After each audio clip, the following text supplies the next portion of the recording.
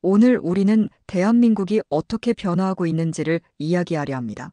과거 한국을 생각하면 작은 나라, 전쟁의 폐허, 그리고 강대국의 보호를 받던 나라라는 이미지가 떠오릅니다. 하지만 이제는 상황이 완전히 달라졌습니다. 세계는 이제 한국이 어떤 선택을 할지 주목하고 있습니다. 한국이 단순한 강대국의 동맹이 아닌 세계가 주목하는 국가로 성장한 이유는 무엇일까요? 최근 국제 정세에서 한국의 역할은 더욱 중요해지고 있습니다. 예를 들어 미국은 우크라이나 전쟁으로 인해 탄약이 부족해지자 한국에서 탄약을 대량 구매했습니다. 한국 정부는 직접적인 무기 지원을 하지 않았지만 미국을 통해 간접적으로 우크라이나를 지원하는 역할을 했습니다. 이뿐만 아니라 폴란드와의 대규모 방산 계약을 통해 한국의 무기들이 유럽 안보에 큰 영향을 미치고 있습니다. 이제 한국의 방위 산업은 단순한 무기 생산국을 넘어 세계 군사 전략의 핵심적인 역할을 담당하고 있습니다. K9 자주포, KF-21 전투기, SLBM 잠수 한발사 탄도미사일 등 최첨단 무기들이 해외로 수출되며 한국산 무기의 경쟁력을 입증하고 있습니다. 한때 무기를 수입하던 나라에서 이제는 세계가 무기를 사기 위해 찾는 나라로 바뀐 것입니다.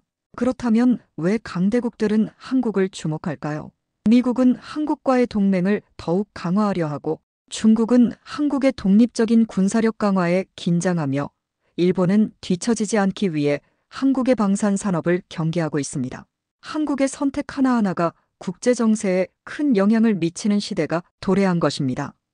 여러분도 동의하신다면 진도 나가기 전 구독 버튼 누르시고 로또 당첨에 기운 받아가시길 바랍니다.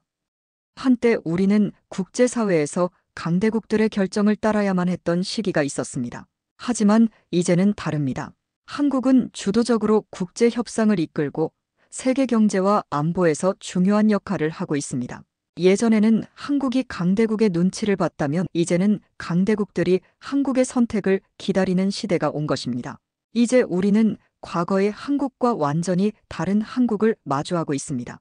강대국들의 동맹국이 아닌 독립적으로 세계 무대에서 강력한 발언권을 가진 나라, 그것이 바로 오늘날 대한민국의 모습입니다. 한때 한국은 강대국들의 보호 아래에서 성장하는 나라였습니다. 한국전쟁 이후 경제와 안보의 기반이 약했던 시기에는 미국을 비롯한 서방 국가들의 지원을 받으며 재건에 힘써야 했습니다. 그러나 이제는 상황이 완전히 달라졌습니다. 한국은 더 이상 보호를 받는 나라가 아니라 세계 무대에서 중요한 역할을 맡고 있는 전략적 핵심국으로 자리 잡았습니다. 오늘날 미국, 중국, 일본과 같은 강대국들은 한국을 어떻게 바라보고 있을까요? 과거와는 달리 이제는 한국의 선택이 그들의 전략과 외교에 영향을 미치는 상황이 되었습니다. 이는 한국의 경제력, 군사력, 그리고 외교적 입지가 성장했기 때문입니다. 과거에는 국제 외교의 판을 강대국들이 주도했고 한국은 따라가는 위치에 있었지만 이제는 협상의 중심에서 전략적 결정을 내리는 중요한 플레이어로 인정받고 있습니다. 1. 경제적 도약. 한국이 글로벌 경제에 미치는 영향. 한국의 경제 성장은 국제 무대에서 주목할 만한 사례입니다. 1960년대 후반부터 시작된 한강의 기적은 단순한 개발도상국의 성장 이야기가 아니라 산업 기반을 빠르게 구축하며 고부가 가치 경제로 전환한 성공적인 사례로 평가됩니다. 현재 한국의 GDP는 세계 10위권에 들어서 있으며 반도체, 자동차, 조선, 배터리 등 핵심 산업에서 글로벌 리더십을 확보하고 있습니다. 특히 반도체 산업은 한국의 경제적 영향력을 단적으로 보여주는 사례입니다. 삼성전자와 SK하이닉스는 전 세계 메모리 반도체 시장을 주도하며 글로벌 IT 기업들이 한국과의 협력을 필수적으로 고려해야 하는 상황이 되었습니다. 반도체는 단순한 경제적 요소를 넘어 국제 안보와도 연결된 핵심 자산입니다. 미국과 중국이 반도체 전쟁을 벌이는 가운데 한국의 반도체 공급망이 양국의 전략적 이해관계에 결정적인 영향을 미치고 있습니다. 이제 한국은 강대국들이 경제 협력을 요청하는 국가가 되었습니다. 단순한 제조업 강국이 아니라 기술을 선도하는 경제 강국으로 자리 잡았으며 이를 통해 국제사회에서 더욱 중요한 발언권을 갖게 되었습니다. 2. 군사력 강화. 단순한 방어에서 국제 안보 기여로 경제력뿐만 아니라 한국의 군사력도 이제 세계적으로 인정받고 있습니다. 과거 한국은 국방력을 보완하기 위해 미국과의 동맹을 필수적으로 유지해야 했습니다. 하지만 이제는 한국이 스스로 강력한 군사력을 갖춘 국가로 성장했습니다. 현재 한국의 국방 예산은 연간 약 57조 원, 약 450억 달러 규모로 이는 나토 북대서양조약기구 회원국들의 평균 국방비 지출보다 높은 수준입니다. 한국은 단순히 자국 방어를 넘어 국제 안보에 기여할 수 있는 능력을 갖춘 국가로 변화하고 있습니다. 대표적인 사례로 한국의 방위산업 수출 증가를 들 수 있습니다. K9 자주포, 세계적으로 인정받는 명품 자주포로 폴란드, 인도, 핀란드, 노르웨이, 이집트 등 여러 나라에서 대량 구매하며 한국산 무기의 신뢰도를 입증했습니다. KF-21 전투기 보람에 한국이 자체적으로 개발한 차세대 전투기로 향후 동남아, 중동, 유럽 시장에서도 수출 가능성이 높습니다. SLBM 잠수 한발사 탄도미사일 개발. 한국은 세계에서 핵무기 없이 SLBM을 보유한 유일한 국가로 이는 동아시아의 군사균형을 바꾸는 중요한 요소입니다. 이제 한국의 방산 수출은 단순한 무기 판매가 아니라 전략적 동맹국들에게 신뢰를 주는 글로벌 안보 기여의 형태로 변화하고 있습니다. 한국이 방산 강국으로 부상하면서 미국과 유럽 국가들도 한국과의 협력을 더욱 강화하려는 움직임을 보이고 있습니다. 3. 강대국들의 시선 변화. 한국을 대하는 태도가 달라졌다. 과거 강대국들은 한국을 경제적으로 성공한 작은 나라 정도로 평가했습니다. 하지만 지금은 다릅니다. 한국은 군사, 경제, 외교적으로 중요한 결정권을 가진 나라가 되었고 강대국들은 한국을 동등한 파트너로 인식하기 시작했습니다. 미국은 여전히 한국과의 동맹을 유지하려 하지만 한국이 독립적인 안보 전략을 구축하고 방위산업을 성장시키면서 예전처럼 일방적으로 지시하는 방식이 통하지 않는 상황이 되었습니다. 대표적으로 방위비 분담금 협상에서 한국이 강경한 태도를 보이며 당당하게 협상한 사례가 있습니다. 중국은 한국의 경제적 군사적 부상을 경계하면서도 동시에 한국과의 협력을 유지해야 한다는 필요성을 인식하고 있습니다. 특히 한국이 반도체와 배터리 기술을 갖추고 있기 때문에 중국은 한국과의 경제 협력을 포기할 수 없는 상황입니다. 일본. 과거 한국과 일본의 관계는 일방적인 지도 추종 관계로 묘사되곤 했습니다. 그러나 이제는 상황이 달라졌습니다. 일본은 한국의 경제 성장과 군사력 강화를 보며 경쟁자로 인식하고 있으며 기술 및 방산 분야에서 한국을 따라잡으려는 움직임을 보이고 있습니다. 4. 한국의 선택이 국제사회에 미치는 영향. 이제 한국의 외교적 선택은 단순한 강대국을 따라가는 행동이 아닙니다. 한국이 어떤 방향을 선택하느냐에 따라 국제사회의 역학관계가 변하는 시대가 되었습니다. 한국이 미국과의 협력을 강화하면 미국의 인도태평양 전략이 강해지고 중국이 반발하며 동아시아 긴장이 높아진다. 한국이 중립적인 경제 외교를 유지하면 한국이 반도체, 배터리 등의 핵심 산업에서 국제경제의 중심축이 된다. 한국이 방산 산업을 더욱 확장하면 유럽, 동남아, 중동 등 다양한 지역에서 군사적 균형을 바꿀 수 있는 주요 국가로 자리 잡는다. 한국은 더 이상 약소국이 아니다. 한국은 이제 강대국들에게 필수적인 파트너 국가가 되었습니다. 단순한 경제 성장국이 아니라 국제 외교와 군사 전략에서도 중요한 역할을 수행하는 나라로 변화했습니다. 과거에는 한국이 강대국들의 정책을 따라야 했지만 이제는 강대국들이 한국의 결정을 기다리는 시대가 온 것입니다. 이제 우리는 한국이 미래에 어떤 결정을 내릴지 주목해야 합니다. 한국이 앞으로도 글로벌 리더십을 유지하며 국제사회에서 더욱 강한 영향력을 행사할 수 있을지, 그 변화의 중심에서 우리가 어떤 역할을 할지 고민해야 할 시점입니다. 우크라이나 전쟁과 항공무기의 등장. 세계가 한국을 찾는다. 전쟁은 한국과의 방위산업을 시험하는 가장 현실적인 무대가 됩니다. 그리고 2022년 시작된 우크라이나 전쟁은 한국 방위산업의 영향력을 전 세계에 각인시킨 사건이 되었습니다. 한국은 공식적으로 우크라이나에 직접적인 무기를 제공하지 않았지만 미국과 폴란드를 통해 간접적으로 지원하는 형태로 한국 무기가 전쟁에서 중요한 역할을 하게 되었습니다. 이 과정에서 한국은 단순한 무기 공급국이 아니라 국제 안보의 균형을 조정하는 핵심 국가로 떠오르고 있습니다. 한국의 무기가 어떻게 우크라이나 전쟁에 영향을 미쳤는지, 그리고 이를 통해 한국 방산이 어떤 위상을 갖게 되었는지 살펴보겠습니다. 1. 우크라이나 전쟁과 한국 무기의 등장, 간접 지원의 방식.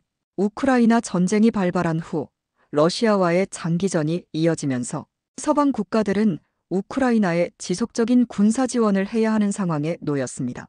그러나 미국과 유럽 국가들의 탄약 및 장비 재고는 빠르게 소진되었고, 이 부족분을 한국이 보충하는 역할을 하게 되었습니다.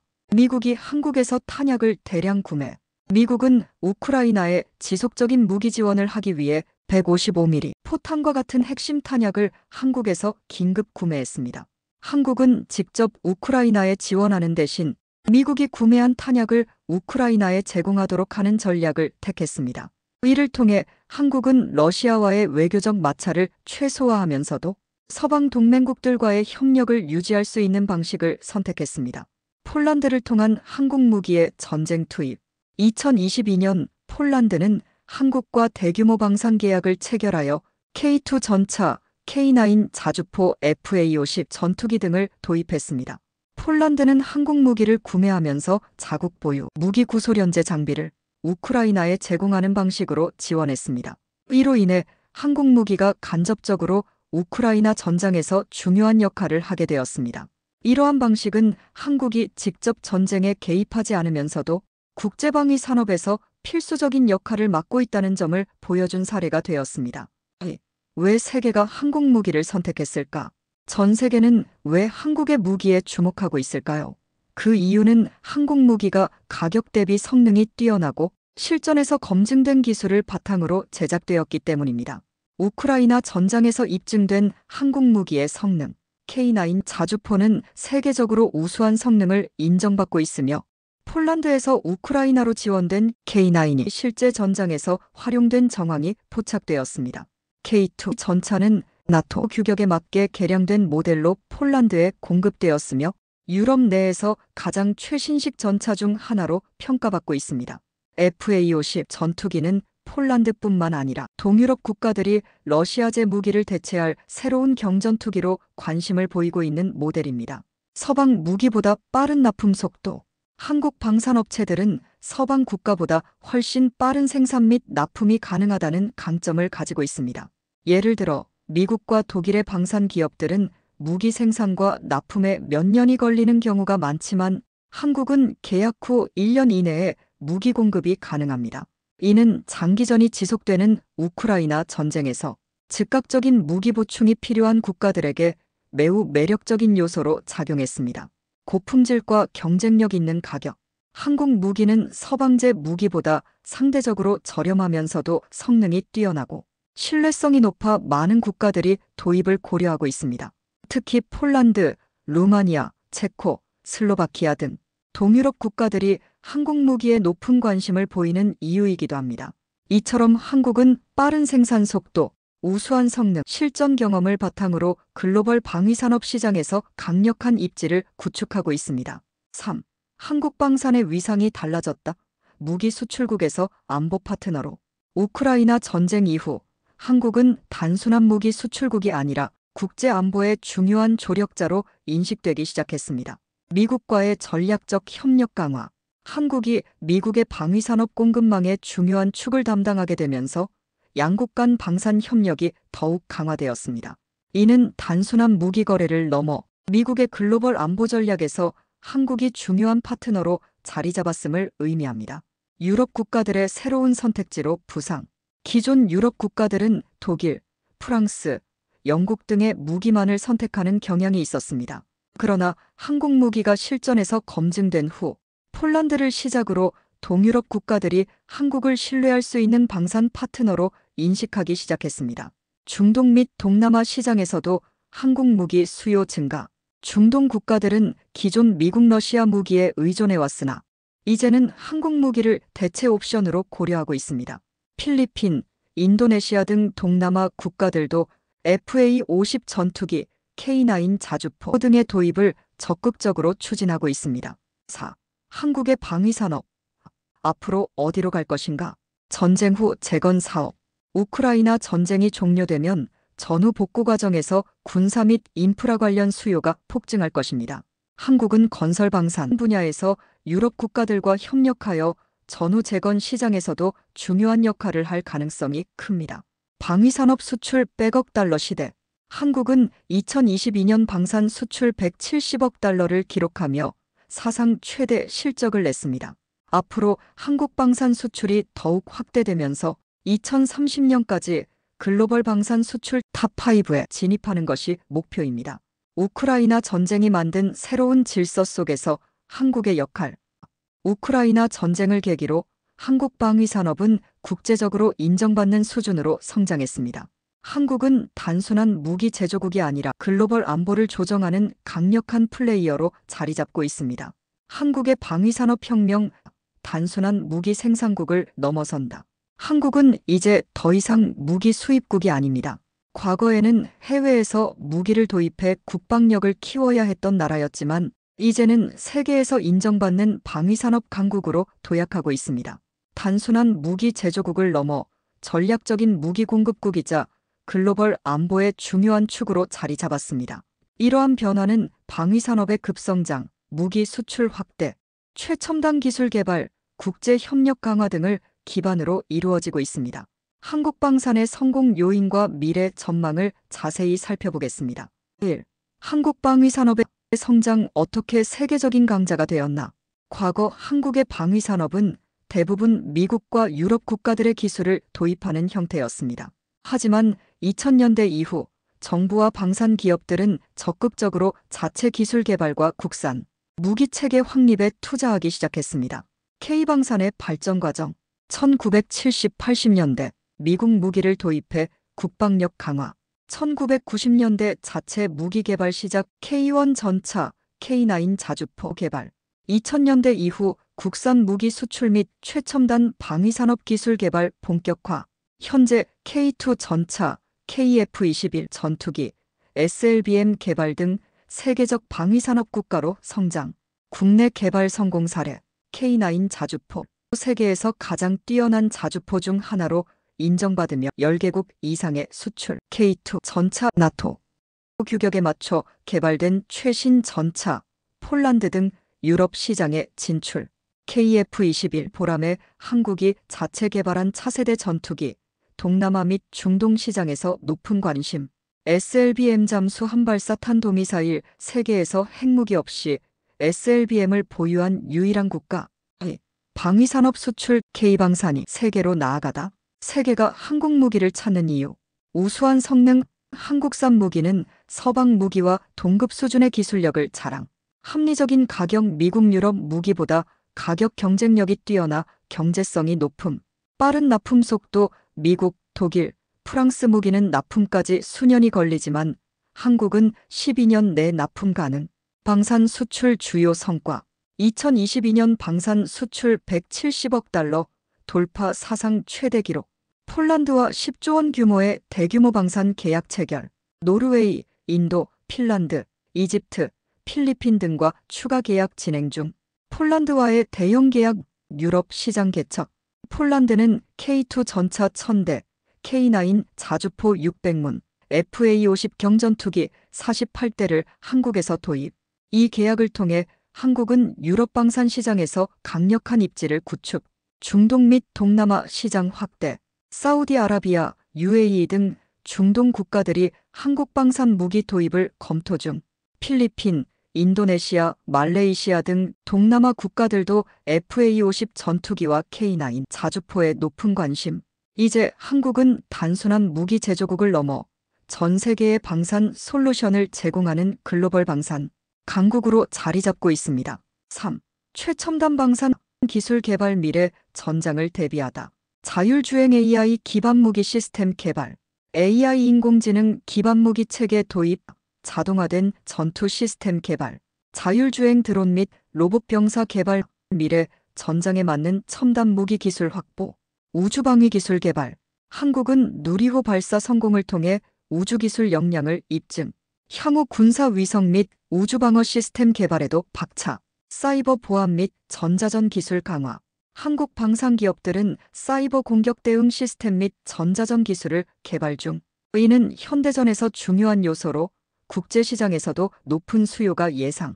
이제 한국은 첨단 기술을 접목한 무기 개발을 통해 미래 전장에서 필수적인 국가로 자리 잡고 있습니다. 4. 방위산업이 한국 경제와 외교에 미치는 영향. 경제적 파급 효과. 방산 수출이 증가하면서 국내 일자리 창출 및 산업 성장에 기여. 2030년까지 방산 수출 세계 5위권 진입 목표. 국제 외교적 영향력 강화. 한국 무기를 도입한 국가들과 전략적 동맹 강화. NATO, 동남아, 중동 국가들과의 협력을 통해 국제 안보에서 중요한 역할 수행. 5. 한국 방위산업의 미래 어디로 갈 것인가? 2030년 방산 수출 300억 달러 목표.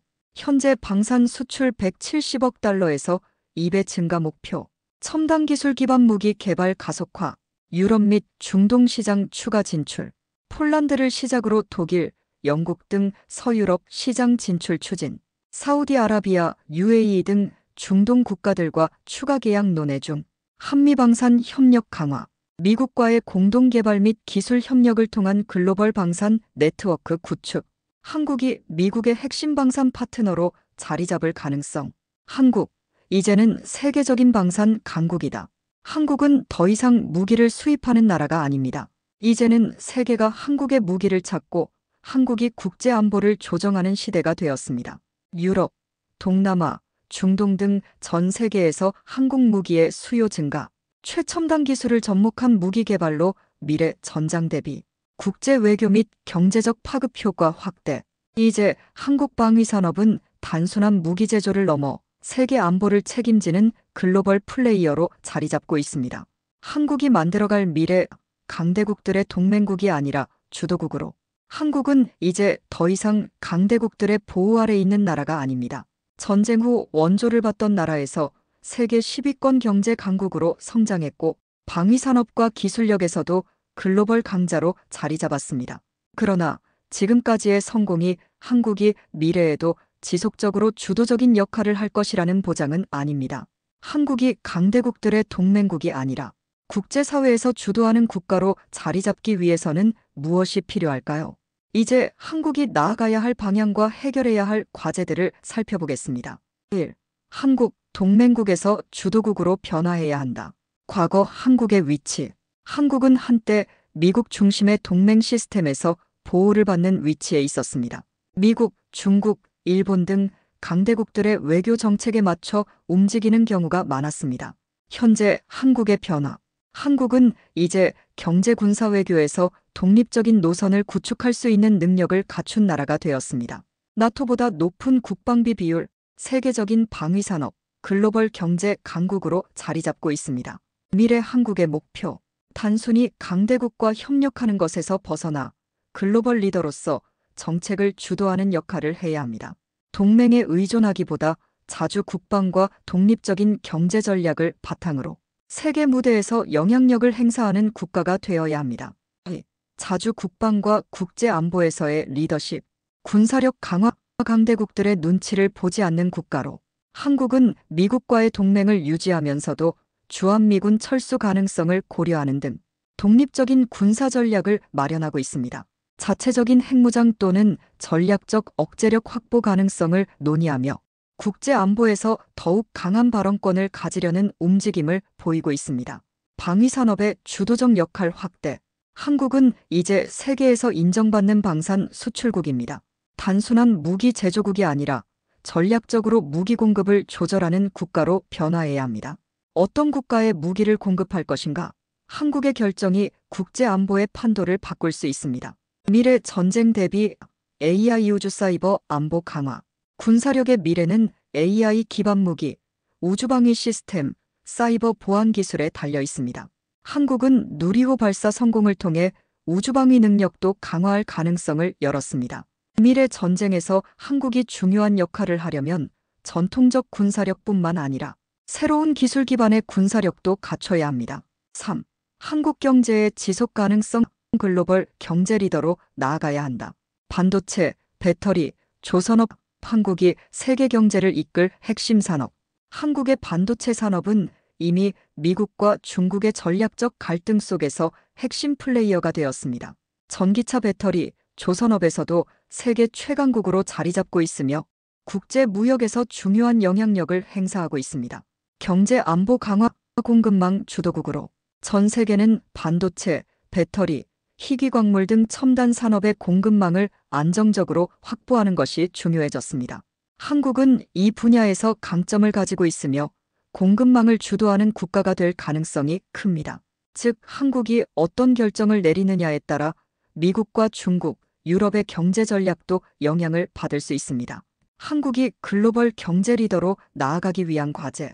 자원 부족 문제 해결. 한국은 천연자원이 부족한 국가이므로 에너지 자원 확보 전략을 강화해야 합니다. 기술력 확보. 미래 경제를 주도하려면 AI, 로봇, 바이오 등 차세대 산업에서도 주도권을 가져야 합니다. 경제 양극화 해결. 한국 경제가 지속 가능하려면 국내에서 양극화 문제를 해결하고 포용적 성장 모델을 구축해야 합니다. 4. 외교 전략. 강대국들과 대등한 파트너가 되기 위해 미국과의 관계 동맹을 넘어 전략적 파트너로. 한국은 여전히 미국과의 동맹을 중요하게 여기지만 일방적인 관계가 아닌 상호 전략적 협력 관계로 변화해야 합니다. 방위비 분담금 협상에서도 보였듯이 한국은 이제 미국과 대등한 협상을 진행할 수 있는 힘을 갖추었습니다. 중국과의 관계, 경제 협력과 안보 이슈의 균형. 중국은 한국의 최대 무역국이지만 동시에 군사적 위협이 될 가능성도 있습니다. 경제적 협력을 유지하면서도 군사안보적으로는 독립적인 노선을 유지해야 합니다. 유럽 및 중동과의 협력 확대. 한국은 폴란드를 포함한 유럽 국가들과 방산 협력을 강화하고 있으며 중동에서도 무기 수출 및 기술 협력을 확대하고 있습니다. 유럽 및 중동 국가들과 전략적 파트너십을 강화하면 한국은 더욱 강한 글로벌 영향력을 갖출 수 있습니다. 5. 한국의 미래. 우리가 나아가야 할 길. 군사적 독립과 글로벌 안보 리더십 구축. 주한미군 의존도를 줄이고 독자적인 국방력을 더욱 강화해야 합니다. AI, 우주, 사이버 보안 등 미래 군사기술에 대한 투자를 확대해야 합니다. 경제 리더 국가로 도약. 반도체, 배터리, 조선업에서 글로벌 리더십을 유지하며 신기술 개발에 박차를 가해야 합니다. 경제 안보를 고려한 장기적인 공급망 전략을 구축해야 합니다. 외교적 독립성과 균형 유지. 미국, 중국, 유럽 등 주요 강대국들과 협력하면서도 독자적인 외교 전략을 유지해야 합니다. 특정 국가에 의존하기보다는 다각적인 외교 관계를 통해 자주성을 확보해야 합니다. 한국이 만들어갈 새로운 미래. 이제 우리는 한 가지 중요한 질문을 던져야 합니다. 대한민국은 앞으로 어떤 길을 걸어가야 할까요? 첫째, 우리는 더 이상 강대국의 의존적인 동맹국이 되어서는 안 됩니다. 한국은 이미 경제력, 군사력, 기술력에서 세계적인 수준에 도달했습니다. 단순히 강대국의 보호를 받는 것이 아니라 스스로의 힘으로 안보를 유지하고 경제를 발전시키며 국제사회에서 주도적인 역할을 해야 합니다. 둘째, 한국의 방위산업과 기술력이 세계 무대에서 더욱 빛을 발할 것입니다. 우크라이나 전쟁을 통해 한국의 무기가 중요한 역할을 했듯이 앞으로도 세계 각국에서 한국산 무기에 대한 수요는 더욱 증가할 것입니다. 하지만 단순한 무기 수출국이 아니라 글로벌 안보를 책임지는 국가로서 신뢰를 쌓아야 합니다. 셋째, 한국은 이제 국제 협력의 중심에 서야 합니다. 과거에는 강대국들이 한국을 어떻게 활용할지를 고민했다면 이제는 한국이 강대국들과 어떻게 협력할지를 고민해야 합니다. 미국, 중국, 일본뿐만 아니라 유럽, 중동, 동남아시아와의 협력을 통해 더욱 강력한 글로벌 네트워크를 구축해야 합니다. 마지막으로 대한민국이 진정한 강대국으로 자리 잡기 위해서는 내부적인 문제들도 해결해야 합니다.